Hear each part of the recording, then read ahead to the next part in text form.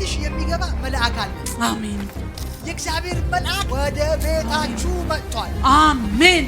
የሟቹን ሞት ስለማይፈልግ ነገርን ቀይሮታል። አሜን። እኔ እኮ እርግጠኛ ስለሆንኩ ነው። ዛሬ ብሎኛል ጌታዬ። ዛሬ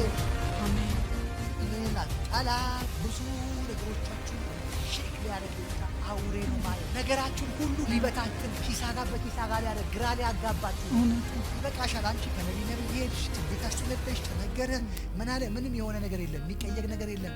መልእክት አለ ግን ኃይል የለም። አልተቀየረም። አሁን ቤትሽ የሚገባ መልአክ አለ። አሜን። ይኸውልሽ ቤትሽን ሰላም የሚያደርገው የእግዚአብሔር መልአክ ወደ ቤታችሁ መጥቷል። አሜን። እግዚአብሔር አምላክ የሟቹን ሞት ስለማይፈልግ ነገርን ቀይሮታል። አሜን።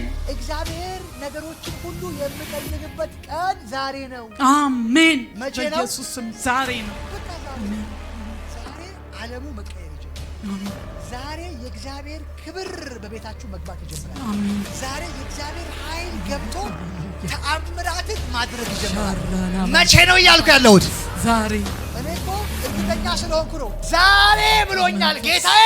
ዛሬ አሜን። 100% ነገሮቻችሁ ከክብር ወደ ክብር፣ አሜን፣ ከሰላም ወደ ሰላም፣ አሜን። አሁን ስቴፕ እያደረገ አሜን። እየተሻገረ አሜን። እየተሻገረ እግዚአብሔር ድል በድል ያደርግሻል። አሜን። የእግዚአብሔር ኃይል ቤታችሁ ገብቷል። አሜን። እስኪ ነገሮቻችን ተቀይረዋል በይ። ነገሮቻችን ሁሉ ተቀይረዋል በኢየሱስ